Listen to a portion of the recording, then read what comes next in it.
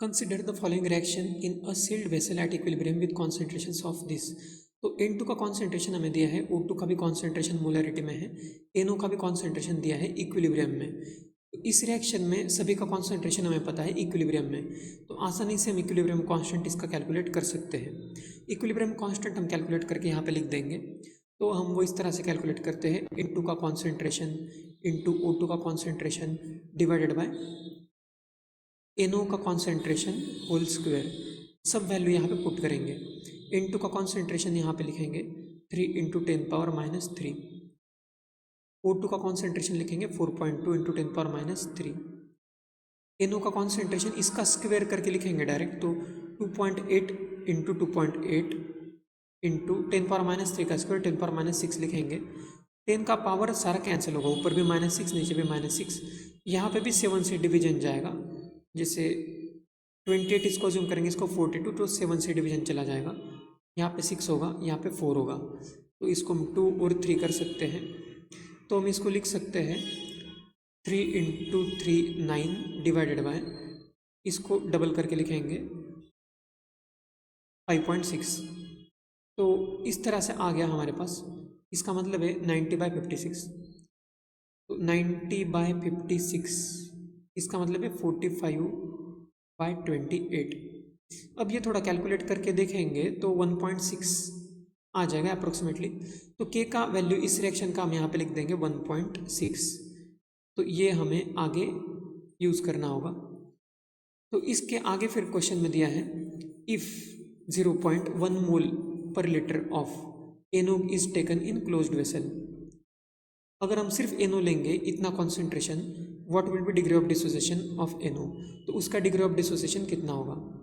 तो इसमें हम फिर से ऐसे समझ सकते हैं कि ये 2NO है, वो हमने लिया स्टार्टिंग में कॉन्सेंट्रेशन, इसका अगर कुछ लिया हमने C लिया है, तो बाद में थोड़ा डिसोसिएट होके N2 + O2 बन जाएगा। स्टार्टिंग में तो ये 0 0 ही होगा, कुछ टाइम के बाद ऐसा लिख सकते हैं हम C × 1 - अल्फ़ा, मतलब C अल्फ़ा कम हो गया यहाँ पे, 2 से यहाँ पे 1 बन रहा है, तो C अल्फ़ा कम होगा तो इसका C अल्फ़ा/2 बनेगा, ये भी C अल्फ़ा/2 फॉर्म होगा।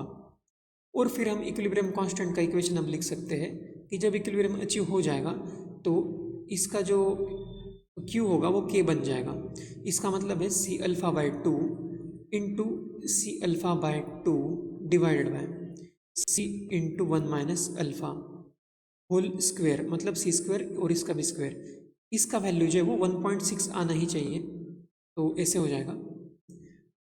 तो अब हमें ये सॉल्व करना होगा। तो C² ऊपर भी है और नीचे भी है, तो कैंसिल कर देंगे, 2C ऊपर है, तो हम इसको ऐसे लिख सकते हैं α² /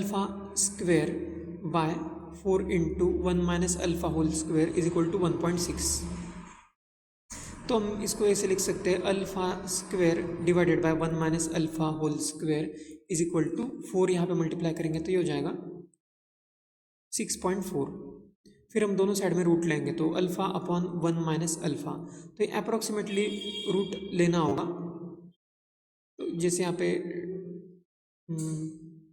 640 मानेंगे, तो यहाँ पे कुछ 2.5 के आसपास आएगा आंसर, रूट लेंगे तो।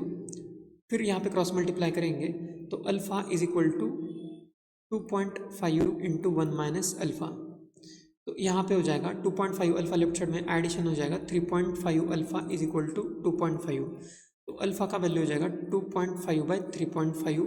ये अप्रॉक्सीमेटली वैल्यू आएगा सब, क्योंकि हमने ये रूट भी जो किया है तो एग्जैक्टली 2.5 नहीं होगा, 2.5 के आगे कुछ होगा, यहाँ पे भी 2.5 के आगे कुछ होगा। तो इसका वैल्यू अगर हम देखेंगे तो 5/7, अप्रॉक्सीमेटली 5/7 जैसा कुछ है। तो अगर ये हम सॉल्व करके देखेंगे, चार ऑप्शन से कंपेयर करके देखेंगे, 1 और 2 तो बहुत ही कुछ अलग है, तो इसका वैल्यू 0.7 के अप्रॉक्सीमेटली इक्वल आ जाएगा। तो इस क्वेश्चन का आंसर हम इसलिए लिखेंगे ऑप्शन 4। तो इस क्वेश्चन में कैलकुलेशन तो कुछ अच्छे नंबर्स नहीं है, लेकिन अप्रॉक्सीमेशन करके ऐसे कैलकुलेट करना होगा, तो 0.7 के अप्रॉक्सीमेट इसका आंसर आ जाएगा।